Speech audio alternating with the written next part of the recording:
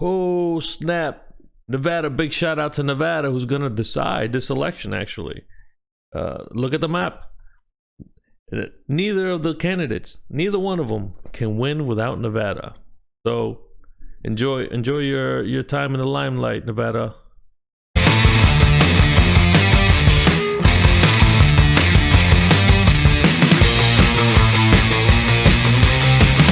How's it going, everybody? So I did make a short video yesterday before going to bed kind of about this topic, but now I want to expand it a little bit more regarding the states and the history that these states have taken in voting a president.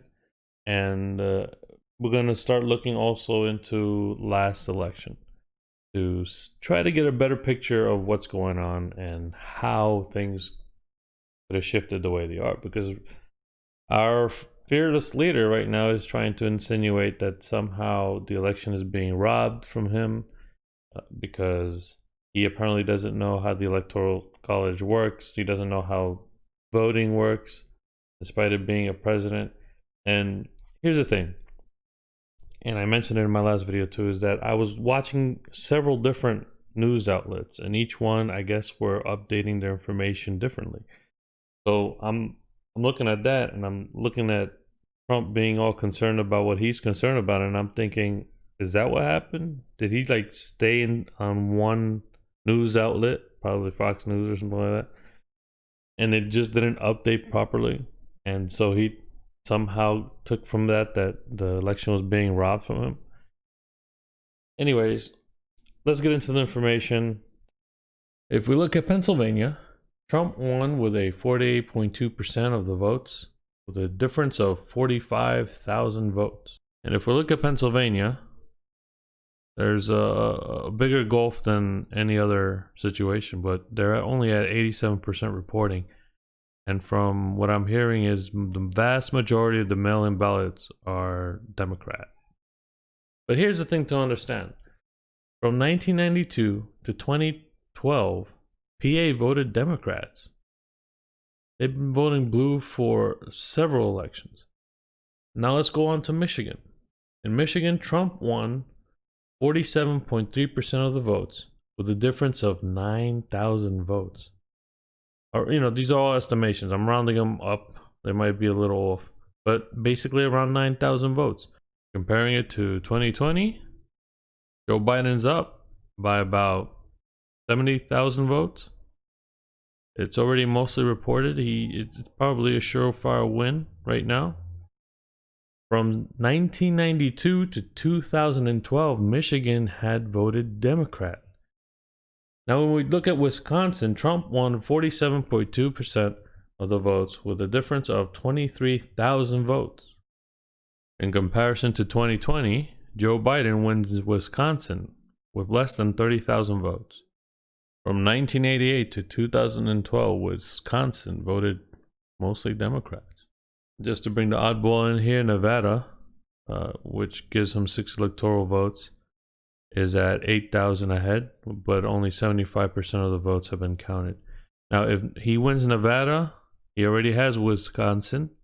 If he gets Michigan and Nevada, that's the race, folks.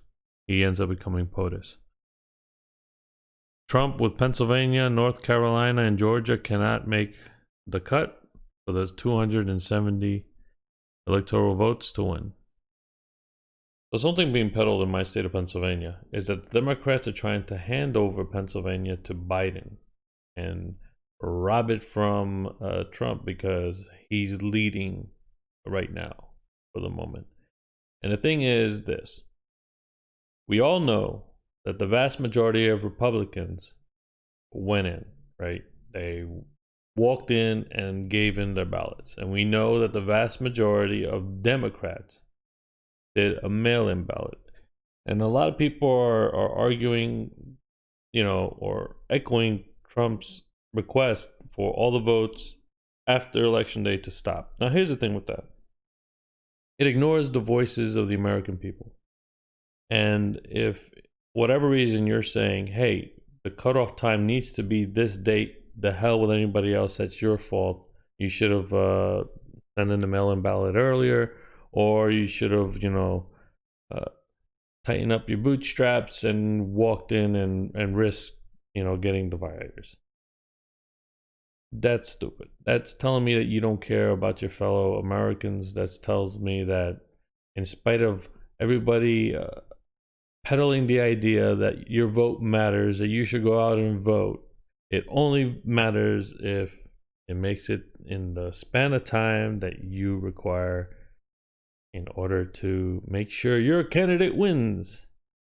And so that's the part that irks me the most, right? Because I'm not a Democrat, I'm not a Republican. I think both parties are stupid. But to say that an individual's vote doesn't matter enough to be counted during a scenario such as the one we're living in right now, it reminds me as to why we have so many issues. It reminds me why the two-party system keeps us divided. And it's sad. It's sad.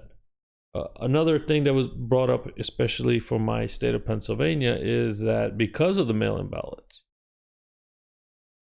the voting places don't need to. They do not need to verify the signatures on the mail-in ballots. All right, Pennsylvania ballots can't be tossed out over voters' signature, court says. In Harrisburg, Pennsylvania Supreme Court ruled unanimously Friday on a key concern surrounding an avalanche of mailed ballots, prohibiting counties from rejecting them if the voter's signature on it does not resemble the signature on the voter's registration form. Now here's something that brings me hope, people. This is something that I love. This part right here, reading it. 2 Republican justices joined 5 Democratic justices in the decision. The verdict was a victory for the state's top election official, Kathy Boockvar, a Democrat who had asked the court to back her up in a legal dispute with President Donald Trump's campaign and Republican lawmakers. Trump and former Vice President Joe Biden are locked in a battle to win Pennsylvania's 20 electoral votes, with Democrats voting by mail at an almost 3-to-1 rate over Republicans. The prospect of disqualifying ballots poses a greater threat to Biden's candidacy. Also brought up by Boockvar is a grave risk to disenfranchisement on an arbitrary and wholly subjective basis, and without any opportunity for a voter to verify their signature before their ballot is disqualified. Sorry for interrupting your daily scheduled programming. I decided to look at the map to see how the candidates are doing. This is what I just found, folks. So, while I was recording, Biden won Michigan. So now really all he needs is Nevada. In order for Trump to win, he needs Pennsylvania, North Carolina, Georgia, and Nevada. Now here there's almost like a 200K lead for Donald Trump. North Carolina, it's a little bit over 100K. In Georgia, Trump has less than 100K lead. So here we are, folks. And it's interesting, right? The state Nevada, big shout out to Nevada right now. The most important state right now. You, Nevada, are the one who's going to decide the fate of this election. People are going to say Pennsylvania. People are going to say North Carolina. All these ones with like electoral votes in the 20s and in the 10s. But Nevada with 6 electoral votes is the one that's going to decide who's going to be POTUS. Nevada, good luck with your fame in future. Sending my love out to Nevada. I really don't care about who wins, really, as I've been stating through this video, but this is fun. This is fun for me. So in conclusion with this video, I just wanted to bring certain points to basically show everybody where a lot of this stuff isn't far-fetched, right? When somebody says somebody's going to steal the election, no wonder they flipped and whatnot. Listen. Here's another reason why, and I should have thought about this earlier, but I didn't. The reason why it was very unlikely for Trump to win the presidency this time, right? He does not have the popular vote. Now, why does that matter? Obviously, what matters most is the Electoral College, right? We know this. I made a video admitting to my ignorance about the Electoral College.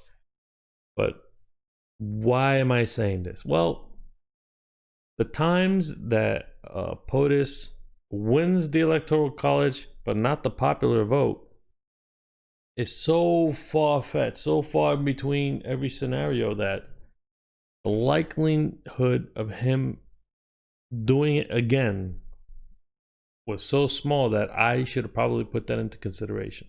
And I didn't. And now I'm looking at it and it's just like, oh, yeah. That might have had something to do with it somewhere in the psyche of the American people. In any case, folks, that's all I have to say for now. Enjoy your election.